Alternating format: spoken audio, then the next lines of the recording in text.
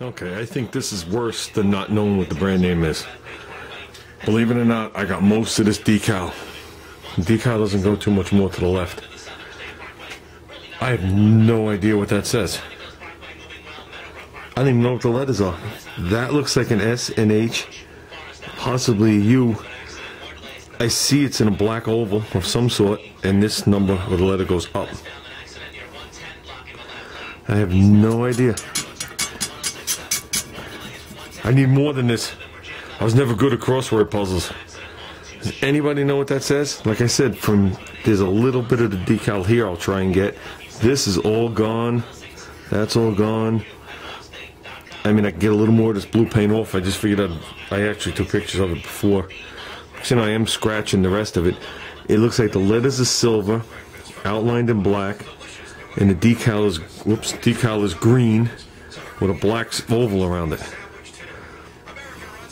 I have no idea what that is. You know, I'm thinking this thing's from the 60s, and after seeing letters like that, I think it's late 60s. You know, when people are starting to get goofy. So, I'd really like to know what this thing is. So, and I did order myself a really cheap header online. I figured it'd be a nice thing to start. It's a steel header, so if I want to cut it, weld it, do whatever I want. The guy was selling them for $3 a piece. So I figured for $3 I couldn't go wrong. And the head is 11 inches long. So with the motor sitting there, which is forward a little bit, 11 inches is sticking out the back. Not 11 inches, 13 inches long. That's right, it's 13 inches long, not 11. You had a short one and a longer one. So, like I said, loud pipes save lives. Yeah, I think what I'm going to do is, I talked about resupporting this. Obviously something has to be done.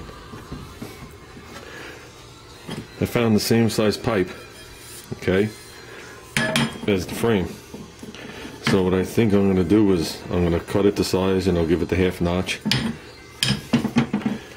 and slip it maybe dead center or a hair bit forward of here, and just weld it around the frame and put a couple of welds across. That'll stiffen the frame, and it'll definitely stiffen up the plate. So now when the motor goes to lift, it's going to put the load right into the frame itself. What I was thinking about doing on this last time, I'm going to see how this works out before I do it, is originally I was going to get some like 1/8 inch by, I guess, 3/4 inch stock, and I was going to line it up with the grooves here and here underneath on the bottom side, and put 4 strips, and obviously give them, you know, a couple of tacks here, a couple of tacks in the front, you know, to support the load. So when the motor shakes and vibrates, it's now putting it through the whole plate, rather than, you know, this is just a piece of tin. And I said, I know that's a problem with a lot of these chains. The motors just start to shake and the chain blows off. And with that, I could actually make the slots that the motor rides in the correct size again. So it doesn't matter if you hit here, because the bolt's going to be going through a tighter slot. I could actually tighten up the slots tighter than this. You know, I'll stand here with a straight edge, and I'll get the angles straight, you know, to the rear wheel, so that I know the chain is pulling straight and it's not off a couple of degrees.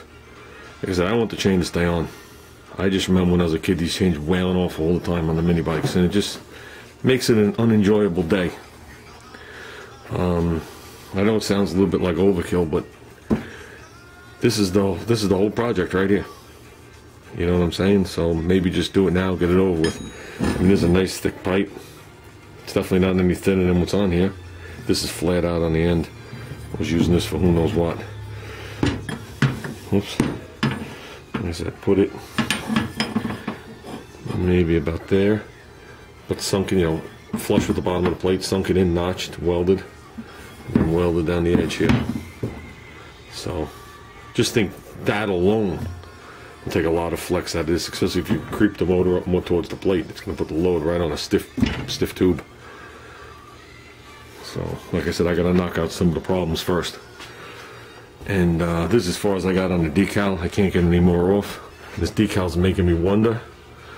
And the reason I say it is, Unless that's a pair of half glasses, the line actually comes around and curves back up here. So this wouldn't even curve all the way across. So unless it came up and then back down again, it doesn't make any sense to what it is. And what it actually says, I'm not sure. Just a little bit of blue right there. You see that does not connect it. I could see so it's not a G. I'm not sure what letter this is right here, but this is definitely an S. This is either an H or an A. That's either a U or an O, and that's either an I or a T. And that doesn't help me at all. I have no idea what any of that stands for. So if anybody knows, like I said, I'm wondering if this is just a decal a kid threw on there, or if this is just half the decal. And it said something across here. So, that's it.